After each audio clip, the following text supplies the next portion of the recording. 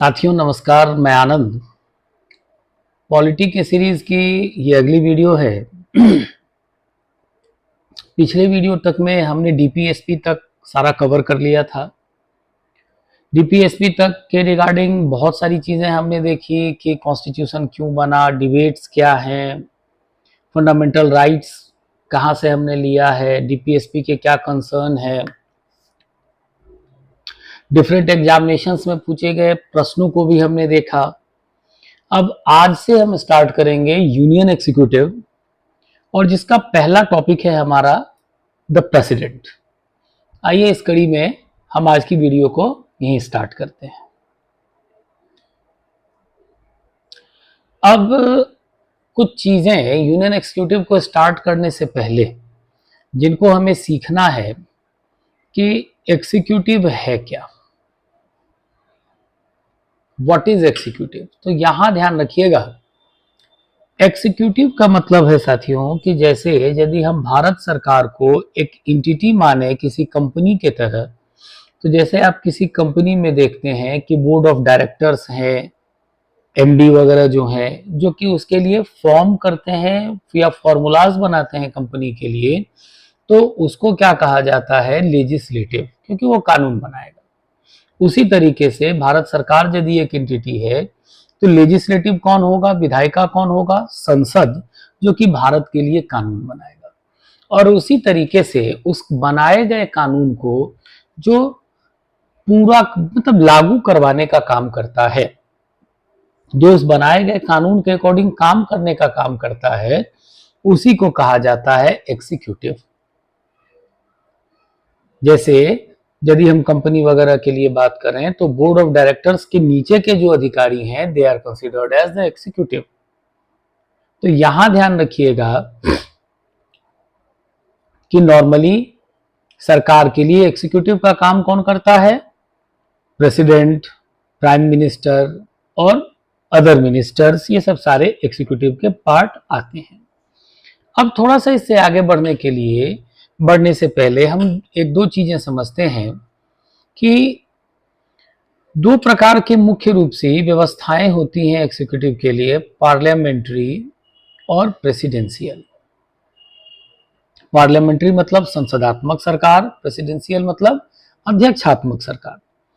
अब इन दोनों में देखते हैं कि इनके स्ट्रक्चरल मॉडल्स क्या हैं। इनको जब हम देखते हैं तो पार्लियामेंट्री मॉडल में क्या होगा, executive is drawn from directly accountable to the legislature।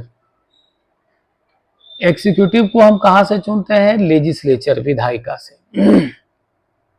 यदि हम भारत से देखें तो भारत में प्रधानमंत्री, मान लीजिए कि अभी हमारे प्रधानमंत्री वर्तमान में नरेंद्र मोदी जी हैं, तो नरेंद्र मोदी जी प्रधानमंत्री बाद हैं, पहले क्या है, मेंबर ऑफ पार्लियामेंट, मतलब विधायिका के पार्ट हैं, और वो पहले सांसद कहां से हैं, बनारस से हैं। प्रधानमंत्री क्यों है, क्योंकि बहुमत के दल के नेता हैं, इसीलिए वो प्रधानमंत्री हैं। तो इसी को यहां कहा जा रहा है, executive is drawn from and directly accountable to the legislature. दूसरा पार्ट है इसमें ड्यूल एग्जीक्यूटिव होगा। जब कभी भी संसदात्मक सरकार होगी तो यहाँ पे दो प्रकार के एग्जीक्यूटिव पाए जाएंगे, एक होगा नॉमिनल हेड और दूसरा होगा रियल हेड। नॉमिनल हेड कौन होता है, हेड ऑफ द स्टेट, और रियल हेड कौन होता है, head of the government. Nominal head यदि भारत में हम बात करें तो भारत के लिए कौन होगा, भारत का राष्ट्रपति, और रियल हेड कौन होगा, हेड ऑफ द गवर्नमेंट, प्रधानमंत्री। और साथ ही साथ जो तीसरी मुख्य व्यवस्था है वो है principle of collective responsibility to the lower house. यहां कलेक्टिव रिस्पॉन्सिबिलिटी का मतलब है, यह मंत्रिमंडल की बात कर रहा है। जो मंत्रिमंडल है वो किसके प्रति कलेक्टिव रूप से रिस्पॉन्सिबल होगा, लोअर हाउस, लोकसभा के प्रति। तो ये ध्यान रखिएगा कि parliamentary form of the government में एग्जीक्यूटिव के मुख्य विशेषताएं हैं। इसके बाद यदि हम प्रेसिडेंशियल फॉर्म को देखते हैं तो वहां पर क्या होगा, स्ट्रिक्ट सेपरेशन ऑफ पावर्स। जो सेपरेशन ऑफ पावर्स की थ्योरी है, इसको प्रेसिडेंशियल फॉर्म ऑफ गवर्नमेंट में बहुत कठोर तरीके से लगाया जाता है। किसके किसके बीच? एग्जीक्यूटिव और लेजिस्लेचर। जो वहां का एग्जीक्यूटिव होगा और जो लेजिस्लेचर होगा, दोनों एक दूसरे से अलग होंगे। जैसे हमने parliamentary form of the government में देखा है कि दोनों का फॉर्मेशन या एग्जीक्यूटिव का फॉर्मेशन लेजिस्लेचर से होगा, इस तरीके की व्यवस्था प्रेसिडेंशियल फॉर्म में नहीं होगी। दूसरा, सिंगल एग्जीक्यूटिव होगा। जैसे हमने देखा कि पार्लियामेंट्री फॉर्म ऑफ गवर्नमेंट में ड्यूअल एग्जीक्यूटिव होगा, तो वहीं पे प्रेसिडेंशियल फॉर्म ऑफ गवर्नमेंट में सिंगल एग्जीक्यूटिव होता है। और वो एग्जीक्यूटिव कौन होता है? The president. वो दोनों ही हेड ऑफ द स्टेट भी होगा और हेड ऑफ द गवर्नमेंट भी होता है। दोनों ही कार्य वो एक ही साथ करता है। वो सरकार का भी प्रधान होता है और राज्य का भी प्रधान होता है। इसीलिए दुर्गादास बसु कहते हैं कि American president is the most powerful person in the world, क्योंकि दोनों प्रकार की शक्तियों को वो एक साथ होल्ड करता है। और तीसरा है, एग्जीक्यूटिव इज नॉट अकाउंटेबल और to removable by ordinary legislative votes of no confidence. यहाँ एग्जीक्यूटिव का मतलब है प्रेसिडेंट एंड हिज एग्जीक्यूटिव। और यहाँ पर ध्यान रखिएगा कि जो लेजिस्लेटिव है अमेरिका की, उसको हम कांग्रेस कहते हैं। तो दोनों, जैसे यहाँ पर हमने देखा है कि कलेक्टिव रिस्पॉन्सिबिलिटी होती है लोकसभा के प्रति, और लोकसभा में यदि नो कॉन्फिडेंस मोशन पास हो जाता है तो सरकार गिर जाएगी। इस तरीके की कोई व्यवस्था प्रेसिडेंशियल सिस्टम में नहीं होगा। अब है कि भारत में साथियों हमने कौन सा मॉडल लिया? Parliamentary form of the government. मैंने आपको पुराने वीडियोस में बताया है कि हमने parliamentary form of the government को क्यों अडॉप्ट किया। ग्रेनविल ऑस्टिन के पूरे डिबेट्स हैं, आप प्लेलिस्ट में जाके पॉलिटी के वीडियो में उसको चेक कर सकते हैं। अब यहां पर ध्यान रखिएगा कि parliamentary form of the government को ही कहा जाता है British Westminster model of government. ठीक है, इसको या इस प्रकार की व्यवस्था में क्या होता है? Greater accountability over stability. क्योंकि यदि प्रेसिडेंशियल फॉर्म ऑफ गवर्नमेंट को लें तो वो क्या होगा? स्टेबल फॉर्म ऑफ गवर्नमेंट पाया जाता है। लेकिन parliamentary form of the government की जब हम बात करते हैं, संसदात्मक सरकार की बात करते हैं, तो इट इज मोर अकाउंटेबल। तो संविधान निर्मात्री सभा के द्वारा अकाउंटेबिलिटी को ज्यादा एड्रेस किया गया कंपैरेटिवली टू स्टेबिलिटी के। अब जब हम मतलब ये कह लीजिए कि दुनिया के अन्य देशों की भी बात करते हैं, कॉम्परेटिव पॉलिटिक्स की चीजों को जब हम यहाँ पे जोड़ेंगे तो यहाँ ध्यान रखिएगा कि भारत में क्या है? पार्लियामेंट्री मॉडल, डुअल एग्जीक्यूटिव है, प्रेसिडेंट नॉमिनल हेड होगा और प्राइम मिनिस्टर रियल हेड है। अमेरिका में कौन सा मॉडल है? प्रेसिडेंशियल मॉडल है, जहां पर सिंगल एग्जीक्यूटिव है, प्रेसिडेंट दोनों तरीके से रियल और नॉमिनल दोनों ही हेड के रूप में सर्व करता है। हम फ्रांस की बात करते हैं तो वहां सेमी प्रेसिडेंशियल मॉडल आता है, क्योंकि वहां भी ड्यूअल एग्जीक्यूटिव पाया जाता है। प्रेसिडेंट स्ट्रॉन्ग है, रियल पावर्स दिए गए हैं, लेकिन उसके बावजूद भी प्राइम मिनिस्टर का प्रेजेंस पाया जाता है। तो नॉर्मली ये तीन प्रकार के मॉडल्स पाए जाते हैं, पार्लियामेंट्री, प्रेसिडेंशियल और सेमी प्रेसिडेंशियल। पार्लियामेंट्री भारत के अलावे इंग्लैंड में पाया जाता है, जापान में पाया जाता है। ठीक है, इन सब देशों में पार्लियामेंट्री फॉर्म पाया जाता है। अमेरिकन ये प्रेसिडेंशियल मॉडल ब्राजील में पाया जाता है, अमेरिका में पाया जाता है। और जब हम सेमी प्रेसिडेंशियल की बात करते हैं तो फ्रांस में पाया जाएगा, श्रीलंका में पाया जाएगा, इन देशों में यही मॉडल पाया जाता है। अब जब हम लेजिस्लेटिव रिस्पॉन्सिबिलिटी की बात करते हैं तो भारत में ध्यान रखिएगा एग्जीक्यूटिव डायरेक्टली अकाउंटेबल है लोकसभा के प्रति, क्योंकि हमने अकाउंटेबिलिटी को ही ध्यान में रखा है। या यूं कहें कि parliamentary form of the government में एग्जीक्यूटिव अकाउंटेबल होता है लोकसभा के प्रति। सिंपल ध्यान रखिएगा। जब हम प्रेसिडेंशियल फॉर्म में देखते हैं अमेरिका में, तो हम देखते हैं कि एग्जीक्यूटिव इंडिपेंडेंट है कांग्रेस से, मतलब कांग्रेस वहां की विधायिका, जैसे पार्लियामेंट है अमेरिका में उसको कांग्रेस कहते हैं, दोनों एक दूसरे से अलग हैं। फ्रांस में क्या है, prime minister is accountable to parliament while the president remains independent. जो प्रधानमंत्री है वो संसद में जनता के प्रति या संसद के प्रति जिम्मेदार है, लेकिन प्रेसिडेंट वहां के लिए इंडिपेंडेंट होता है। तो ये कुछ मॉडल्स हैं साथियों, ये भी देखना जरूरी था, पीटी में एक आध बार यहां से भी क्वेश्चंस बने हुए हैं। इसके बाद यदि हम सेपरेशन ऑफ पावर्स की बात करते हैं, शक्ति के पृथक्करण की, तो इंडिया में कैसा होगा, फ्यूजन ऑफ पावर्स लेजिस्लेटिव और एग्जीक्यूटिव के बीच, सम्मिश्रण है शक्तियों का, आर्टिकल 50 जो हमने पढ़ा था टीपीएसपी में। अमेरिका में क्या है, स्ट्रिक्ट सेपरेशन ऑफ पावर्स, दोनों एक दूसरे से अलग होंगे क्योंकि प्योर सेपरेशन ऑफ पावर्स के थ्योरी पे अमेरिका काम करता है। और फ्रांस में क्या है, हाइब्रिड मॉडल है, सेपरेशन ऑफ पावर्स का मतलब मिला जुला रूप है। इसके बाद मिनिस्टीरियल मेंबरशिप की जब हम बात करते हैं तो इंडिया में क्या है, ministers must be the member of parliament, जो मिनिस्टर होंगे उनको एमपी होना जरूरी है। अमेरिका में क्या है, cabinet members cannot be the members of Congress, जो प्रेसिडेंट के कैबिनेट के मेंबर्स हैं वो वहां के कांग्रेस के सदस्य नहीं होते हैं। फ्रांस में क्या है, ministers cannot hold a parliamentary seat simultaneously, एक ही साथ साइमल्टेनियसली साथ साथ दोनों मतलब मिनिस्टर होल्ड नहीं कर सकता है, संसद की भी सीट और इधर भी। तो ये तीनों अलग अलग मॉडल्स हैं जो कि वर्ल्ड में पाए जाते हैं।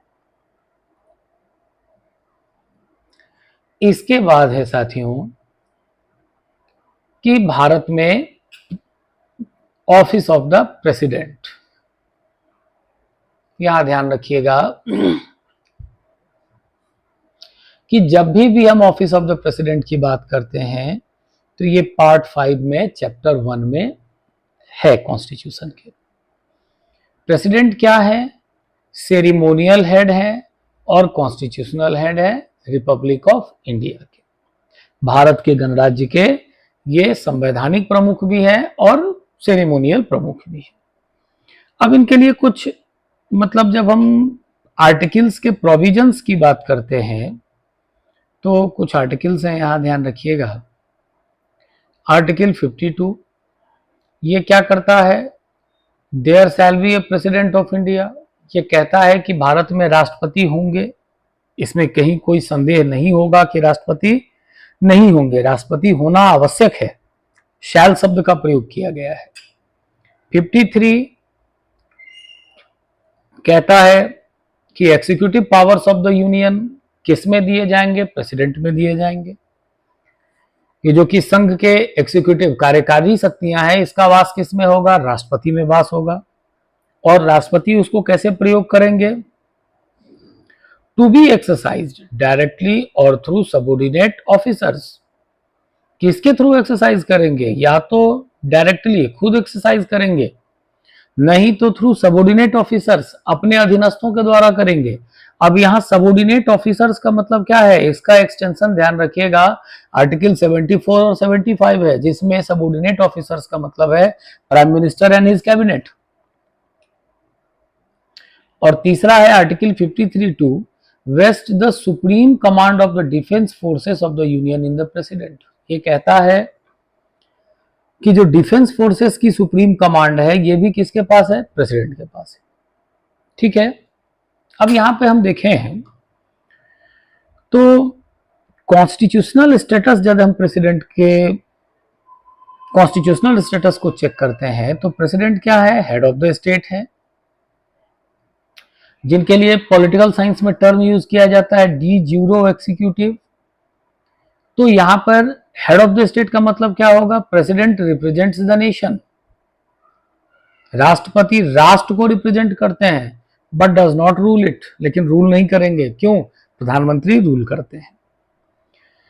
और साथ ही साथ article 74 advice of the elected council of ministers, और प्रेसिडेंट क्या होंगे, इलेक्टेड काउंसिल ऑफ मिनिस्टर्स के एडवाइस के साथ बंधे होंगे, जिसका हेड कौन होगा? The prime minister.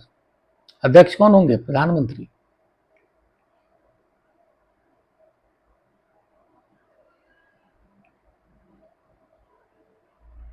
अब है qualification of the president and conditions of the office of the president. ये दोनों आर्टिकल 58 और 59 में है। क्वालिफिकेशन या एलिजिबिलिटी क्राइटेरिया आर्टिकल 58 में है, जो कि कहता है president must be the citizen of India, राष्ट्रपति भारत के नागरिक होंगे, साथ ही साथ कंप्लीटेड 35 ईयर्स ऑफ एज, 35 वर्ष की आयु पूरी कर चुके होंगे, qualified for election as the member of Lok Sabha, साथ ही साथ लोकसभा के मेंबर बनने की क्वालिफिकेशन या क्राइटेरिया को होल्ड कर रहे होंगे, और चौथा कहता है must not hold any office of profit, किसी भी प्रकार से किसी लाभ के पद को भारत में होल्ड नहीं करेंगे। ठीक है, यहां ऑफिस ऑफ प्रॉफिट के लिए ध्यान रखिएगा कि normally sitting president, vice president, state governors, union और स्टेट मिनिस्टर्स, इनको ऑफिस ऑफ द प्रॉफिट नहीं माना जाता है। नॉर्मली ये सेवा मानी जाती है, लेकिन ऑफिस ऑफ द प्रॉफिट नहीं माना जाता है। अब है conditions of the office. President के ऑफिस को होल्ड करने के कंडीशंस क्या होंगे? ही cannot be a member of either house of the parliament और स्टेट लेजिस्लेचर। राष्ट्रपति चुना जाने वाला व्यक्ति संसद के किसी भी सदन का सदस्य नहीं होगा, ना तो किसी विधानसभा का सदस्य होगा। और यदि ऐसा होता है तो must Venkat the seat upon entering the office, और यदि वह राष्ट्रपति चुना जाता है तो ऑफिस में एंटर करने से पहले सीट को उसको छोड़नी पड़ेगी। दूसरा है इंटाइटल्ड टू ऑफिशियल रेजिडेंस, राष्ट्रीय आवास दिया जाता है, जिसको राष्ट्रपति भवन कहा जाएगा, जो कि पहले वायसरॉयस हाउस था। ये विदाउट एनी पेमेंट और रेंट पे इनको मिलेगा। साथ ही साथ इमोलुमेंट्स दिए जाते हैं, भत्ते दिए जाते हैं, अलाउंसेस दिए जाते हैं, प्रिविलेजेस दिए जाते हैं, और इनको इनके कार्यकाल के दौरान न तो कम किया जा सकता है, न ही हटाया जा सकता है। ये प्रेसिडेंट को दिए जाने वाले, या मतलब ये कहिए कि मिलने वाले बेनिफिट्स हैं।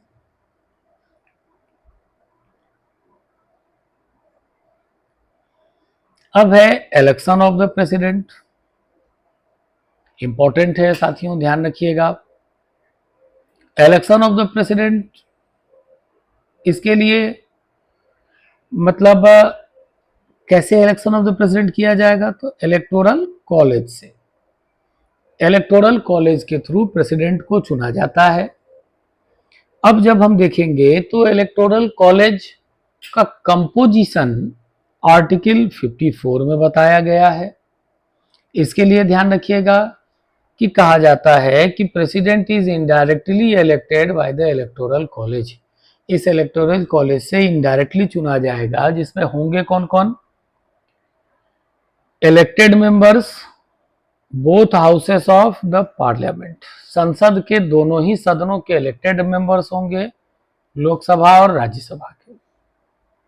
दूसरा है इलेक्टेड मेंबर्स लेजिस्लेटिव असेंबली के, सभी राज्यों के जो एमएलएज हैं, जो कि इलेक्टेड है, यहां ध्यान रखिएगा। और तीसरा है इलेक्टेड मेंबर्स यूनियन टेरिटरी में जहां के लेजिस्लेटिव असेंबलीज हैं, जैसे अभी दिल्ली, पुडुचेरी एंड जम्मू कश्मीर। तो यहां अभी ध्यान रखना है आपको कि जिस समय राष्ट्रपति द्रौपदी मुर्मू जी का इलेक्टोरल कॉलेज बना था, उस समय जम्मू एंड कश्मीर में, मतलब ये कह लीजिए कि उसको परिसीमन कहते हैं, डिलिमिटेशन कहते हैं, वो चल रहा था। तो जम्मू एंड कश्मीर के जो इलेक्टेड मेंबर्स हैं उन्होंने पार्टिसिपेट नहीं किया था। तो वर्तमान राष्ट्रपति द्रौपदी मुर्मू जी के इलेक्शन में दिल्ली और पुडुचेरी तक के विधायकों ने पार्टिसिपेट किया था, JNK वालों ने नहीं किया था। अब अगले प्रेसिडेंट का जो इलेक्शन होगा तो उसमें JNK वाले मेंबर्स भी पार्टिसिपेट करेंगे। इसके बाद है एक्सक्लूजन्स, जिनको हटा दिया जाता है। थोड़ा सा साथियों हमने अलग तरीके से नोट्स को डिजाइन किया है। इसकी वजह है कि जो वर्तमान में जो एग्जाम का पैटर्न है हमने उसको देख के PDF को अपने और PPT को डिजाइन किया है। तो इसमें उन सारी चीजों को हमने जो अदरवाइज के कंटेंट्स हैं उसको हटा करके उन चीजों को इंक्लूड करने की कोशिश की है जो कि डिफरेंट बुक्स में DD Basu, Granville Austin, Brajkishore Sharma, इनमें जो अलग अलग तरीके के कंटेंट्स हैं, यूनिक कंटेंट्स हैं, उसको डालने का काम किया है हमने। फिर भी बेयर एक्ट की चीजें तो बदलेंगी नहीं, वो तो एज इट इज ही रहेंगी, एक्सप्लेनेशन ही बदलते हैं। ठीक है, तो एक्सक्लूड किनको किया जाता है, यहां ध्यान रखिएगा, ये पूछा हुआ है कि इलेक्टोरल मेंबर्स में electoral member of the president या electoral college of the president के एक्सक्लूडेड मेंबर कौन होंगे। तो पहला है नॉमिनेटेड मेंबर्स। लोकसभा और राज्यसभा और स्टेट असेंबलीज के जो नॉमिनेटेड मेंबर होंगे, ये ध्यान रखिएगा कि प्रेसिडेंट के इलेक्टोरल कॉलेज में पार्टिसिपेट नहीं करेंगे। कोई भी नॉमिनेटेड मेंबर होगा नहीं करेंगे। अब इनमें नॉमिनेटेड मेंबर कौन कौन होंगे, जो 12 मेंबर्स राज्यसभा के लिए नॉमिनेट किए जाते हैं, एंग्लो इंडियंस, ये सब सारे हटा दिए जाएंगे, ये नहीं काम करेंगे। साथ ही साथ स्टेट लेजिस्लेटिव काउंसिल, जिन 6 राज्यों में विधान परिषद है उनके मेंबर्स भी पार्टिसिपेट नहीं करेंगे। यूनियन टेरिटरीज के जो नॉमिनेटेड मेंबर्स हैं वो पार्टिसिपेट नहीं करेंगे। तो इन सभी को ध्यान रखिएगा साथियों, हटा दिया जाता है जब हम electoral college of the president को बनाते हैं।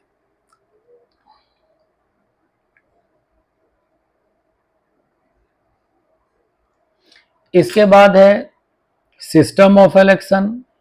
तो प्रेसिडेंट के सिस्टम ऑफ इलेक्शन में हम कौन सी चीज को फॉलो करते हैं, प्रोपोर्शनल रिप्रेजेंटेशन को।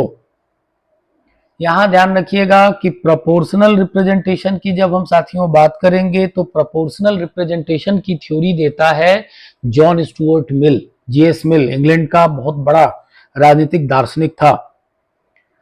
और इस प्रोपोर्शनल रिप्रेजेंटेशन में भी कौन से मॉडल को हम यहां लगाते हैं, सिंगल ट्रांसफरेबल वोटिंग सिस्टम को लगाते हैं। अब यहां ध्यान रखिएगा कि जब हम इलेक्शन प्रोसेस की बात करेंगे तो ये मैं आगे आपको बताऊंगा इलेक्शन वाले टॉपिक में। तो दो पूरे वर्ल्ड में नॉर्मली 2 प्रकार के मतलब इलेक्शन प्रोसेस को फॉलो किया जाता है, डायरेक्ट और इनडायरेक्ट। डायरेक्ट में कहते हैं, डायरेक्ट प्रोसेस को कहा जाता है सिंगल ट्रांसफरेबल वोटिंग सिस्टम, जिसको डेविड हेयर के द्वारा बनाया गया था, इसीलिए हेयर्स प्रोसेस ऑफ इलेक्शन भी कहते हैं, जिसे हम MP और MLA के चुनाव में देखते हैं।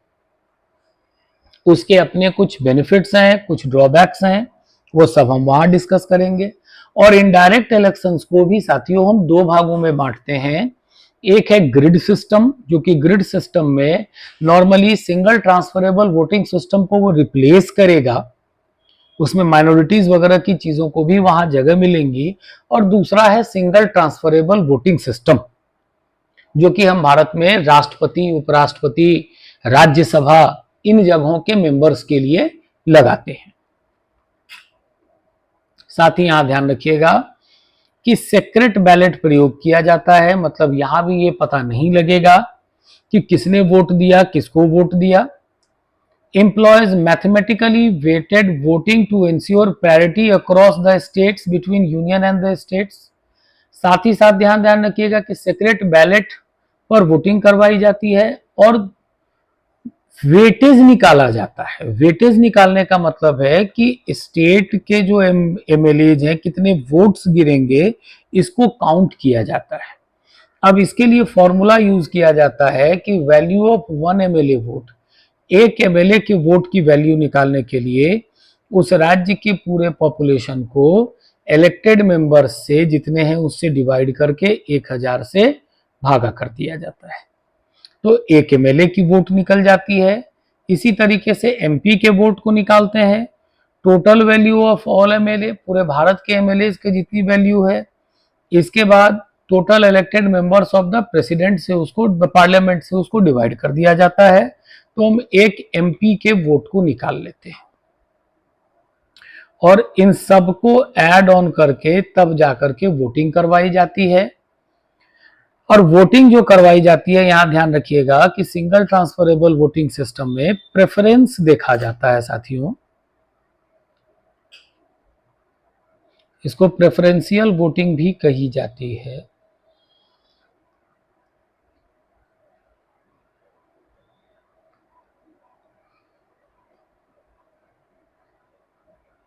इसका मतलब है कि मानिए ए के सामने यदि 4 विकल्प होंगे, 1 2 3, मान लीजिए 3 विकल्प हैं, तो ए प्रेफरेंस लगाएगा कि पहली पसंद उसकी कौन है, दूसरी पसंद उसकी कौन है और तीसरी पसंद उसकी कौन है।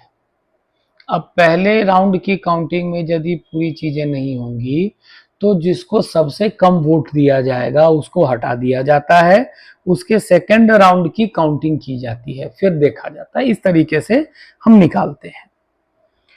इसके बाद है साथियों इलेक्टोरल कोटा।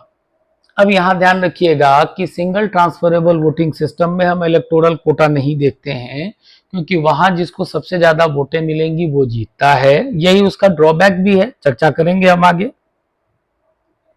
लेकिन यहां ध्यान रखिएगा कि इलेक्टोरल कोटा देखा जाता है। इलेक्टोरल कोटा सिंपल ध्यान रखिएगा, total number of valid polls by 1+1, यहाँ 100 होगा, ध्यान रखिएगा +1 है। मतलब सिंपल इसको आप ध्यान रखिएगा कि ये 50%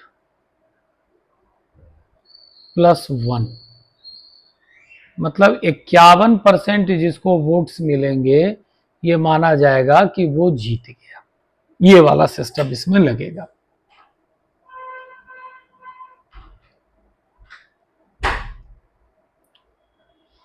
अब है प्रेसिडेंट का ओथ।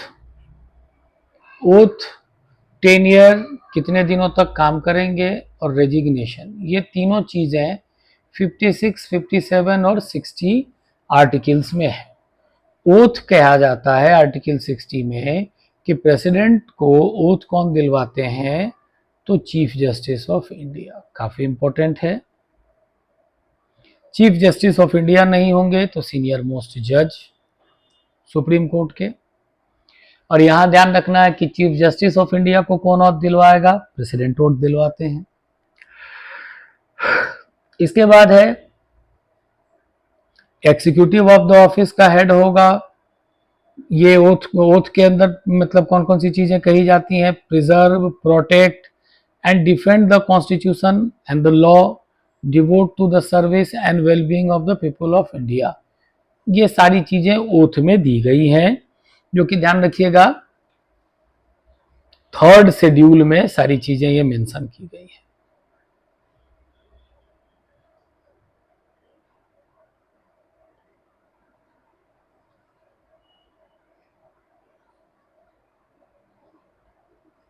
थर्ड शेड्यूल में मेंशन किया गया है।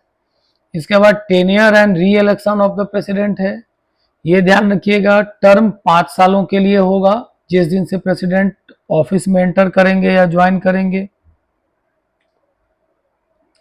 Holds office beyond 5 years until the successor इंटर्स the office. चूंकि प्रेसिडेंट का पद इतना महत्वपूर्ण है कि प्रेसिडेंट कार्यकाल समाप्ति के बाद भी तुरंत ऑफिस को नहीं छोड़ते हैं, तब तक ऑफिस के पद पे बने रहेंगे जब तक उनका सक्सेसर पद होल्ड नहीं कर लेता है। और यदि उनको रिजाइन करना होगा तो किसको देते हैं, vice president of the India को रिजिग्नेशन देंगे। और ये कहा जाता है कि कितने दिनों के लिए एक व्यक्ति भारत में री इलेक्शन के लिए एलिजिबल होगा, तो यहाँ ध्यान रखिएगा कि भारत में अब आर्टिकल 57 इस तरीके की कोई बात नहीं कहता है जैसे अमेरिका में एक व्यक्ति केवल 2 टर्म प्रेसिडेंट बनने के लिए एलिजिबल होगा। इंडिया में इस तरीके की कोई बात नहीं कही गई है, लेकिन डॉक्टर राजेंद्र प्रसाद ने इसी प्रक्रिया को फॉलो किया था। तो डॉक्टर राजेंद्र प्रसाद के बाद अभी तक ऐसा कुछ देखने को नहीं आया है कि कोई प्रेसिडेंट तीसरे टर्म के लिए भी चुना गया हो। तो नॉर्मली हम उस प्रोसेस को फॉलो करते हैं, 2 बार वाले प्रोसेस को, लेकिन आर्टिकल 57 इस तरीके की कोई बात भारत में नहीं कहता है।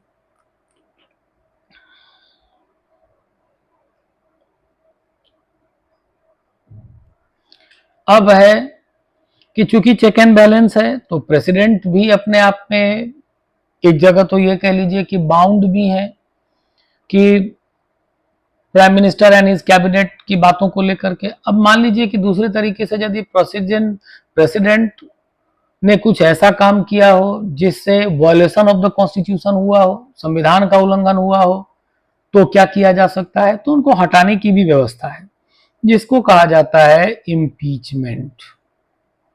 यहां ध्यान रखिएगा कि जब संसद के द्वारा राष्ट्रपति को हटाने का कार्य किया जाता है तो उसको इम्पीचमेंट कहा जाता है। यहां ध्यान रखना है कि इम्पीचमेंट प्रोसेस कैसा है? क्वासी जुडिशियल, ठीक है, पूरा जुडिशियल नहीं है, अर्ध न्यायिक प्रक्रिया है। अब जो चार्ज है प्रेसिडेंट के, इसका एक ही ग्राउंड आर्टिकल 61 मेंशन करता है, वायलेशन ऑफ द कॉन्स्टिट्यूशन, संविधान का अतिक्रमण। मतलब संविधान में जो राष्ट्रपति के कार्य बताए गए हो, राष्ट्रपति यदि उनको नहीं माने तो ही वो ग्राउंड बनेगा जिससे प्रेसिडेंट को हटाया जा सकता है, अन्यथा नहीं। तो यहां ध्यान रखिएगा कि हटाने का जो चार्ज है वो लाने वाला वो किसी भी हाउस में लाया जा सकता है, लोकसभा में और राज्यसभा में। इसके लिए रूल्स एंड रेगुलेशंस भी बनाए गए हैं। तो यदि लोकसभा में लाया जाता है तो उस पर 100 सदस्य सिग्नेचर करेंगे, राज्यसभा में लाया जाता है तो 50 सदस्य सिग्नेचर करेंगे। साथ ही साथ 1/4 मतलब स्ट्रेंथ कहा जाता है टोटल हाउस जो कि सिग्नेचर करेंगे, उसके मतलब 100 और 50 का स्ट्रेंथ है इसमें। और प्रेसिडेंट को 14 दिन पहले रिटन नोटिस देना आवश्यक होता है। इसके पश्चात उस सदन से जहां इसको लाया गया है उसको पारित करवाया जाता है, जिसमें स्पेशल मेजोरिटी की जरूरत होती है जो कि 2/3 मेजोरिटी है टोटल मेंबर से। इसके बाद सेकेंड हाउस में जाने के बाद इन्वेस्टिगेट करवाया जाएगा चार्ज को। यहां ध्यान रखिएगा कि प्रेसिडेंट को यह राइट होगा कि उस चार्ज के सामने अपीयर भी हो, और या तो खुद अपीयर हो, नहीं तो नॉर्मली वहां अपने किसी रिप्रेजेंटेटिव को भेज करके वहां पर स्वयं को रिप्रेजेंट करवाएं। वहां भी ध्यान रखिएगा कि जब ये इन्वेस्टिगेशन हो रहा होता है वहां भी यदि इन्वेस्टिगेशन गलत पाया जाएगा तो प्रेसिडेंट को उनका जो इम्पीचमेंट का प्रोसेस है वो रुक जाएगा, वहीं समाप्त हो जाता है। लेकिन यदि सही पाया जाता है तो वहां भी वोटिंग करवाई जाएगी और पास करवाया जाता है उसको, जिसके लिए भी 2/3 मेजोरिटी की जरूरत होती है। और ये सब सारे का सारा एक ही मतलब ये कह लीजिए कि सेशन में होना चाहिए। और ये जब सारी चीजें हो जाएंगी तो प्रेसिडेंट माना जाता है कि अपने ऑफिस से रिमूव हो जाते हैं। ये ध्यान रखिएगा कि भारत में आज तक किसी भी प्रेसिडेंट को इम्पीचमेंट के प्रोसेस से अभी तक नहीं हटाया गया है। अब इसके लिए कुछ फैक्ट्स हैं। Nominated members of parliament can vote. अब वहां पे ध्यान रखिएगा कि इलेक्शन ऑफ द प्रेसिडेंट में जो नॉमिनेटेड मेंबर्स थे जो वोट नहीं कर रहे थे, यहां पर ध्यान रखिएगा कि they will also vote in the impeachment. Impeachment में वो वोट करेंगे। एमएलएज यहां वोट नहीं करते हैं या एमएलएज यहां पार्टिसिपेट नहीं करेंगे जो एमएलएज वहां पार्टिसिपेट कर रहे थे। और ग्राउंड क्या होगा? Violation of the constitution. केवल और केवल एक आधार मेंशन करता है, वायलेशन ऑफ द कॉन्स्टिट्यूशन, संविधान का अतिक्रमण।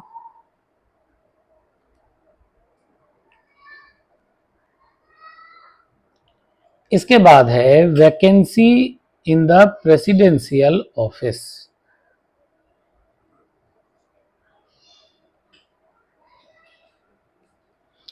कि प्रेसिडेंट के ऑफिस की जो वैकेंसी होगी वो कैसे होगी। आर्टिकल 62 कहता है types and timeline of vacancy, कब कब होगी।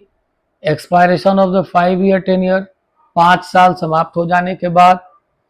लेकिन ये भी कहता है कि election must be completed before the expiration of this term, 5 साल की समाप्ति से पहले ही इलेक्शन करवा लेना होगा। साथ ही साथ डेथ, प्रेसिडेंट की मृत्यु, रिजिग्नेशन, रिजाइन कर देंगे तो, और इम्पीचमेंट ला दिया जाएगा तो, इन तीनों ही केसेस में जो 6 महीने के भीतर भीतर, यहां ध्यान रखिएगा कि नए वैकेंसी मतलब 6 महीने के भीतर भीतर नए चुनाव करवा लिए जाएंगे। अब आपसे मेरा प्रश्न है कि इस 6 महीने के कार्यकाल तक या समय तक कौन काम करेगा एक्टिंग प्रेसिडेंट के रूप में, ये आप बताएंगे। यहां vacancy due to expiry of tenure, समाप्त हो जाने के बाद, टेन्योर समाप्त हो जाने के बाद जो वैकेंसी होगा, यहां ध्यान रखिएगा कि outgoing president continues in office until the new president assumes the office, जब तक मतलब ये कह लीजिए कि नया प्रेसिडेंट नहीं आ जाता है तब तक पुराने ही प्रेसिडेंट काम करते हैं। और ये अन्य, यहाँ पे देखिए इसका जवाब दिया गया है जो प्रश्न मैंने आपसे पूछा है। रेजिग्नेशन, डेथ और रिमूवल से यदि कोई वैकेंसी क्रिएट होती है तो वाइस प्रेसिडेंट इसके लिए काम करते हैं।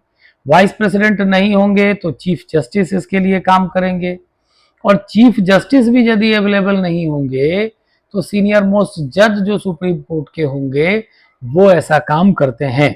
अब सवाल है कि क्या भारत में ऐसा हुआ है, तो जवाब आएगा हाँ। और 1969 में यहां ध्यान रखिएगा कि chief justice of India Bharat के जो थे एम हिदायतुल्ला, वो आज तक के भारत के एकमात्र एक्टिंग प्रेसिडेंट हैं जो, ध्यान रखिएगा, कि chief justice of India CJI होते हुए जिन्होंने प्रेसिडेंट के रूप में काम किया। ऐसा कब हुआ, जब जाकिर हुसैन जो प्रेसिडेंट थे गुजर गए, और उस जमाने में या उस दौरान जो प्रेसिडेंट वीबी गिरी थे उन्होंने रिजाइन कर दिया था।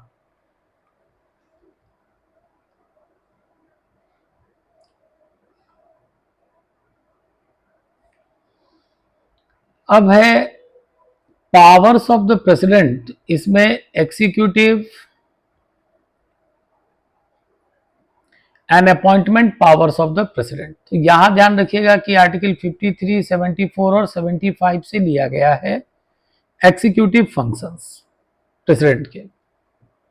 यहां ध्यान रखिएगा कि नॉर्मली आर्टिकल 77, 78 ये सब इसी के एक्सटेंशन है।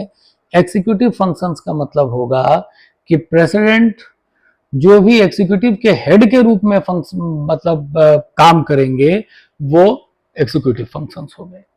कहने का मतलब है कि जो गवर्नमेंट ऑफ इंडिया के जो काम है वो प्रेसिडेंट के नाम से किए जाते हैं, और प्रेसिडेंट इसके लिए क्या करते हैं, convenient transaction of government business, सरकार के कार्य जिससे आसानी से चल सकें उसके लिए काम करेंगे। एलोकेशन अमंग मिनिस्टर्स, मिनिस्टर्स के जो चीजें हैं उनको वो एलोकेट करने का काम करते हैं। और यहाँ पे ध्यान रखिएगा right to be informed of affairs of union by the prime minister, prime minister के द्वारा जो संसद में काम किए जा रहे हैं इनके द्वारा प्रेसिडेंट को इन्फॉर्म करने का भी राइट प्रेसिडेंट को दिया गया है।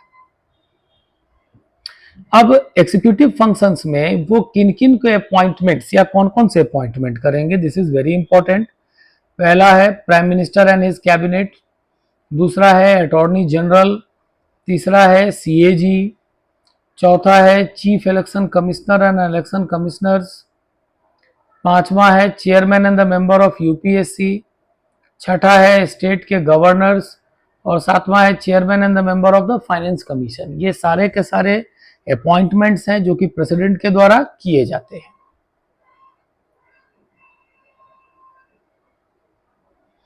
इसके बाद है लेजिस्लेटिव पावर्स। लेजिस्लेटिव पावर्स, यहाँ लेजिस्लेटिव का मैंने आपको बताया ही है कि लेजिस्लेटिव का मतलब होगा कानून बनाना। तो यहाँ कानून बनाने के रूप में, क्योंकि ध्यान रखिएगा आर्टिकल 79 कहेगा कि संसद के अभिन्न अंग है लोकसभा और राज्यसभा के साथ प्रेसिडेंट। तो यहां ध्यान रखिएगा कि कानून बनाने के रूप में जो प्रेसिडेंट के द्वारा काम किए जाएंगे वो सारे पावर्स लेजिस्लेटिव पावर्स कहलाते हैं। इनके लिए आर्टिकल 85, 86, 87, 108 और 111 में ये चीजें मेंशन की गई हैं। कौन कौन सी चीजें होंगी इसमें? Summoning and प्रोरोगिंग। समन मतलब होता है बुलाना, प्रोरोग मतलब होता है समाप्त करना। राष्ट्रपति क्या करेंगे? दोनों ही काम करेंगे संसद के लिए, कि संसद के सत्र को समन भी करेंगे, उसको प्रोरोग भी करेंगे, समाप्त भी करेंगे। साथ ही साथ राष्ट्रपति डिसॉल्व करेंगे किसको? लोकसभा को। इसके बाद है ज्वाइंट सिटिंग। राष्ट्रपति क्या करेंगे? आर्टिकल 108 के अकॉर्डिंग जब कभी भी कोई डेडलॉक बन जाएगा जनरल बिल पे, तो प्रेसिडेंट क्या करते हैं? ज्वाइंट सिटिंग को लगवाते हैं, दोनों ही समन करते हैं दोनों हाउसेस को। इसके बाद वो क्या करते हैं? एड्रेस करते हैं। हर जनरल इलेक्शंस के बाद 5 सालों के बाद जो फर्स्ट सेशन होगा उसको प्रेसिडेंट एड्रेस करेंगे, और नॉर्मल हर साल के प्रथम सेशन को प्रेसिडेंट एड्रेस करते हैं आर्टिकल 87 से। साथ ही साथ नॉमिनेशन भी प्रेसिडेंट करते हैं, जैसे 12 मेंबर्स को नॉमिनेट करेंगे प्रेसिडेंट राज्यसभा में, जो कि literature, science, art and social service से लिए गए हों आर्टिकल 80 से। इसके बाद है वीटो पावर्स, काफी इंपॉर्टेंट है।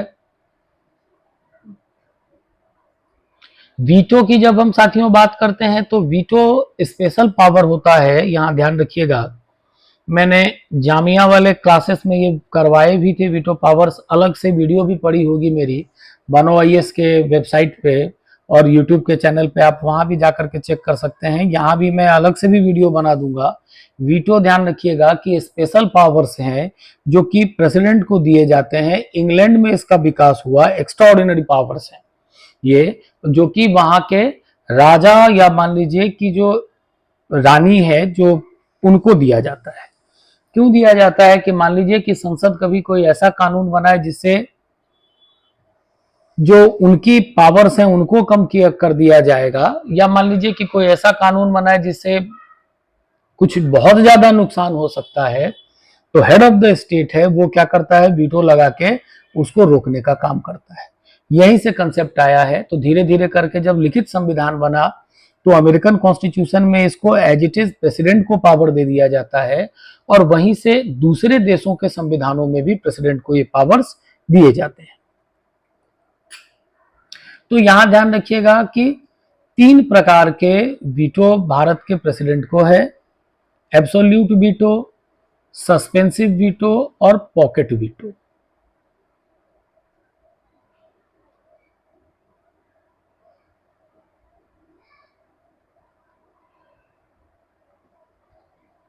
ठीक है, अमेरिका के प्रेसिडेंट को 4 तरीके का वीटो है, भारत के प्रेसिडेंट को 3 तरीके का वीटो है। एब्सोल्यूट वीटो को बेसिकली भारत में राष्ट्रपति कम ही प्रयोग करता है, क्योंकि यहां ध्यान रखिएगा कि राष्ट्रपति प्राइम मिनिस्टर एंड इस कैबिनेट की सलाह पे काम करने के लिए बाध्य है।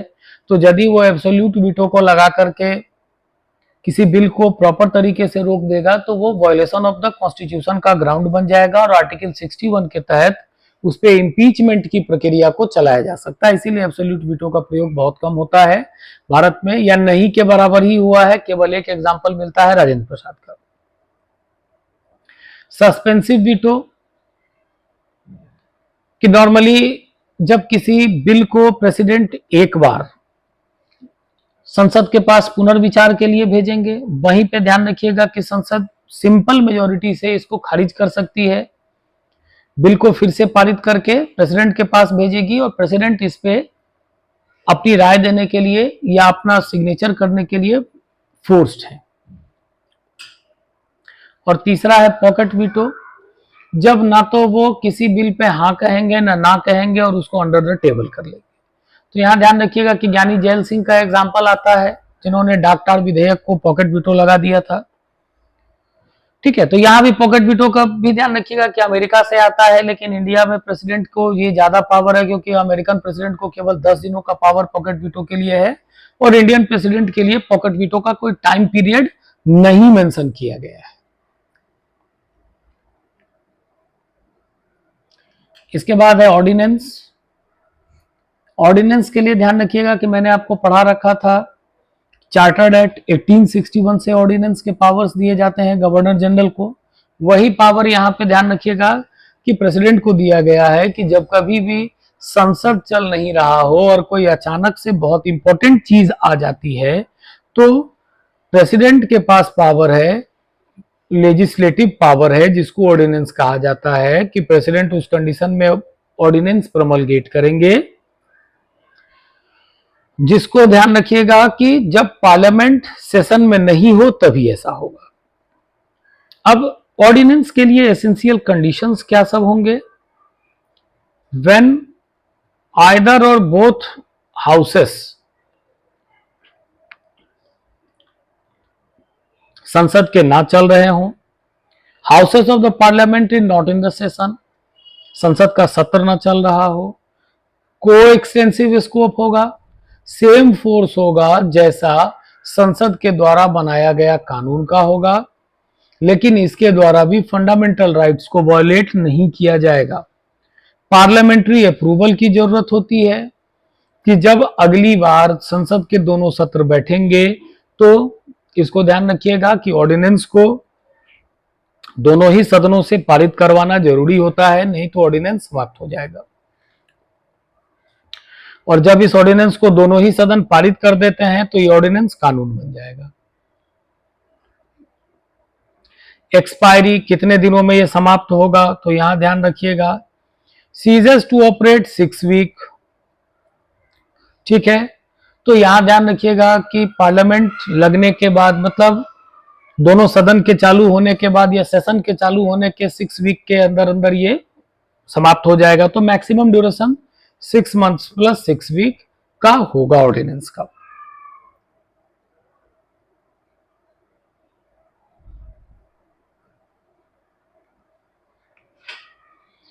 इसके बाद ये आर्टिकल कौन सा होगा ऑर्डिनेंस मेकिंग में? 123। ठीक है, अब एसेंशियल कंडीशन में क्या होंगे? व्हेन आइदर और both houses of the parliament is not in session, जब वो सेशन में ना चल रहा हो। को एक्सटेंसिव स्कोप होगा, अभी हमने पढ़ा है कि संसद के कानून के बराबर की शक्ति रखेगा। पार्लियामेंट्री अप्रूवल की जरूरत होती है, और एक्सपायरी अभी हमने देखा है 6 week plus 6 months plus 6 week का होता है।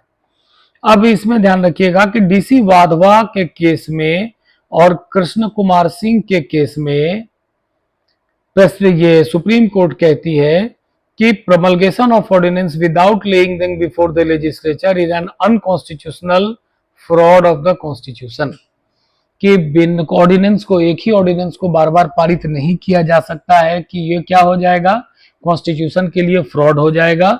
इसीलिए उसके भाषा में या उसमें बदलाव जरूर होना चाहिए, नहीं तो ये कॉन्स्टिट्यूशनल फ्रॉड होगा। गवर्नमेंट ऑफ बिहार के केस में दिया गया था, सुप्रीम कोर्ट ने अपना जुरिडिक्शन दिया था। इसके बाद है financial, judicial and diplomatic powers. Financial powers में कौन कौन है? मनी बिल, बिना प्रेसिडेंट के अप्रूवल के मनी बिल नहीं लाया जाएगा। Budget, article 112 annual financial statement, जिसको हम बजट कहते हैं, बिना प्रेसिडेंट के अप्रूवल के बजट भी नहीं लाया जाएगा। तीसरा है कंटिंजेंसी फंड। ये भी ध्यान रखिएगा कि किसी तरीके का कोई एडवांस जो कंटिंजेंसी फंड से निकाला जाता है किसी एक्सपेंडिचर के लिए, बिना प्रेसिडेंट के अप्रूवल के ये भी नहीं निकाला जाएगा। और फाइनेंस कमीशन, ध्यान रखिएगा कि प्रेसिडेंट हर 5 साल के समाप्ति पे फाइनेंस कमीशन का गठन करते हैं। Central pool of divisible taxes को किस तरीके से between the centre and the states divide किया जाएगा, that is done by the finance commission. Then है judicial and the diplomatic power. Judicial appointments जितने भी हैं जैसे chief justice of India, जजेज of the supreme court, जजेज of the high court, सबको नियुक्त कौन करता है? प्रेसिडेंट। एडवाइजरी जुरिडिक्शन 143 के अंदर है कि प्रेसिडेंट जब चाहे सुप्रीम कोर्ट से एडवाइस ले सकते हैं, लेकिन यहाँ ध्यान रखिएगा कि सुप्रीम कोर्ट के लिए एडवाइस देना, एडवाइस मतलब सलाह, सुप्रीम कोर्ट के लिए बाध्यकारी हो जाता है, लेकिन प्रेसिडेंट के लिए यह बाध्यकारी नहीं होगा कि उस सलाह को माने या न माने।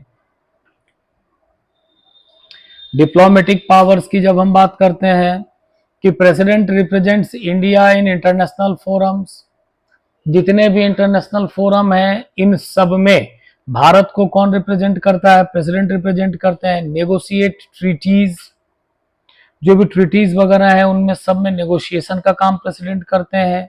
Sends and receives diplomats, Bharat के जो डिप्लोमैट्स हैं वो भी प्रेसिडेंट के ही उससे जाना और आना करते हैं।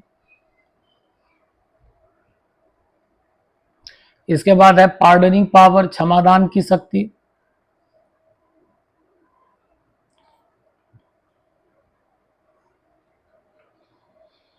ये आर्टिकल 72 में है पार्डनिंग पावर। यहां ध्यान रखिएगा कि किस किस के लिए वो किया जाता है? कोर्ट मार्शल, यूनियन लॉज के अगेंस्ट कोई ऑफेंस हो, और ऑल केसेस जिसमें सेंटेंस टू डेथ, किसी व्यक्ति को फांसी दे दी गई है, उन सब केसेस में पार्डनिंग पावर प्रेसिडेंट रखते हैं। पार्डन ध्यान रखिएगा कि किस किस तरीके से प्रेसिडेंट कर सकते हैं। पहला है पार्डन। पार्डन का मतलब है completely absolves the convict from sentences, punishment and disqualification. पूरे तरीके से जो कन्विक्ट है उसको माफ कर देना होगा, दैट इज कॉल्ड पार्डन, जैसे कभी गलती उसने किया ही नहीं हो। दूसरा है कम्यूटेशन, जो सजा दी गई है उसको कम कर दिया जाता है। जैसे मान लीजिए कि किसी को फांसी दी गई है तो लाइफ इम्प्रिजनमेंट कर दिया गया। तीसरा है रिमिशन, इसमें रिड्यूस कर दिया जाता है पीरियड को, लेकिन सजा के नेचर और कैरेक्टर को चेंज नहीं किया जाएगा। जैसे मान लीजिए किसी को 10 साल की सजा दी गई है तो उसको 5 साल कर दिया जाएगा। चौथा है रेस्पाइट, इसका मतलब है awards a lesser sentence due to special facts, कि मान के चलिए कि कुछ स्पेशल कंडीशंस को देखते हुए सजा को कुछ कम कर दिया जा सकता है। जैसे महिला है तो प्रेगनेंसी को देखते हुए, फिजिकल डिजेबिलिटी वगैरह को देखते हुए सजा को कुछ दिनों के लिए कम कर दिया जाएगा। और पांचवा है रेप्राइव, मतलब stage the executive sentence specially death for a temporary period, फांसी आदि को कुछ दिनों के लिए होल्ड कर दिया जाएगा तो उसको रेप्राइव कहा जाता है। इस तरीके से प्रेसिडेंट के पार्डनिंग पावर को काम में लिया जाता है। यहां ध्यान रखिएगा कि प्रेसिडेंट के पार्डनिंग पावर को भी सुप्रीम कोर्ट ने कहा है कि it is under judicial review. इसके लिए 2 केसेस हैं, मारूराम का केस है 1980 में और केहर सिंह का केस है 1989 में। इन दोनों में कहा कि लिमिटेड जुडिशियल रिव्यू की चीजें इस पर लगेंगी। साथ ही साथ जो ये कह लीजिए कि जिस व्यक्ति को पार्डन किया जाना है वो डायरेक्ट नहीं जा सकता है प्रेसिडेंट के पास में, उसकी फाइल जाएगी, और फाइल को भी यदि एक बार रिजेक्ट कर दिया जाएगा तो दोबारा फिर फाइल वगैरह भी नहीं भेजा जाएगा। इसके बाद है इमरजेंसी प्रोविजंस या emergency powers of the president और डिस्क्रिशनरी जुरिडिक्शन, जहां पर वो खुद से अपने मन से काम कर सकते हैं। तो इमरजेंसी पावर्स की जब हम बात करते हैं तो 3 प्रकार के इमरजेंसी पावर्स प्रेसिडेंट को दिए गए हैं।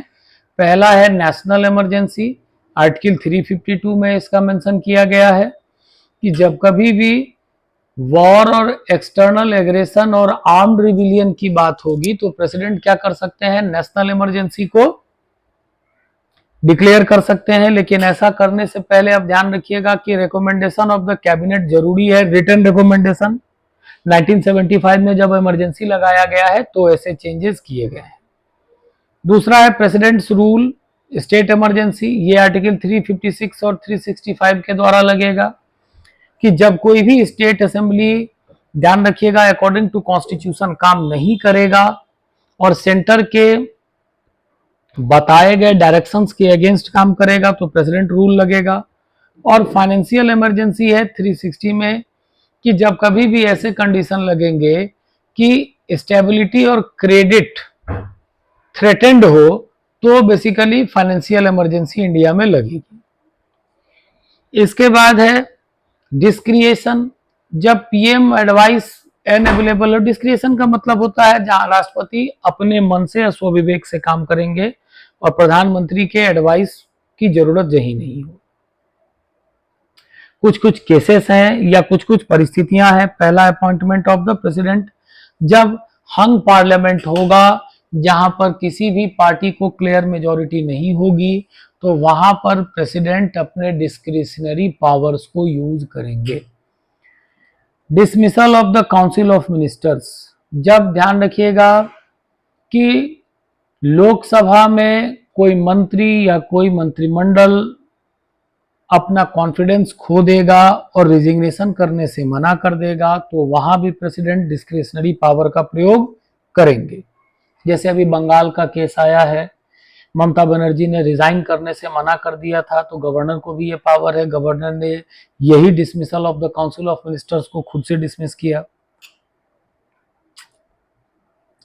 तीसरा है डिसोल्यूशन ऑफ लोकसभा, जब काउंसिल ऑफ मिनिस्टर्स मेजॉरिटी को लूज कर जाते हैं और अल्टरनेटिव गवर्नमेंट के कोई ऑप्शंस नहीं होंगे तो जाकर के ध्यान रखिएगा कि प्रेसिडेंट डिसॉल्व कर देंगे लोकसभा को।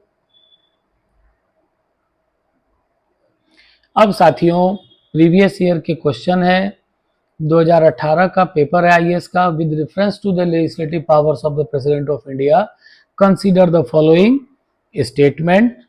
तो यहां पे ध्यान रखिएगा कि पहला है promulgating an ordinance under Article 123 is a discretionary power of the President of India. An ordinance promulgated when both the houses of the Parliament in recess must be laid before Parliament upon reassembly and causes to operate 6 weeks from the assembly of the Parliament. कौन कौन सा होगा? Only 2। तो यहाँ ध्यान रखिएगा promulgation of the ordinance ये discretionary power नहीं होगा।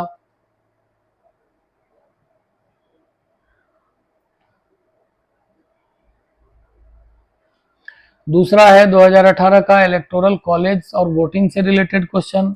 With reference to the election of the president of India consider the following statement. The value of the vote of each MLA varies from state to state and the value of the vote of MPs of Lok Sabha is more than the value of MPs of the Rajya Sabha. Which of the statement is are corrected? तो यहाँ ध्यान रखिएगा कि कौन से सही है। तो ऐसी तो कोई व्यवस्था है नहीं कि लोकसभा के एमपी की अलग वोट वैल्यू होगी, राज्यसभा के एमपी की अलग वैल्यू होगी। अभी हमने पढ़ा आर्टिकल 54 में, तो ये तो गलत हो जाएगा। Answer is one only. तीसरा क्वेश्चन है साथियों, ये 2014 का क्वेश्चन है, मतलब कॉन्स्टिट्यूशनल डिस्क्रिएशन का। ये कहता है the president can return a money bill to the Lok Sabha for reconsideration under article 111। The president exercise absolute discretionary power when pardoning of the death convict under article 72। And the president can exercise situational discretion in appointing a prime minister when no political party commands a clear majority in the Lok Sabha. Is are correct? तो कौन कौन सा होगा? ये ऊपर वाले दोनों में कुछ ना कुछ गलतियां हैं। करेक्ट आंसर इज, ये भी सही नहीं होगा, अभी आपको पढ़ाया मैंने। 1 वाला भी सही नहीं होगा। आंसर कौन सा होगा? 3 ओनली, बी। ठीक है।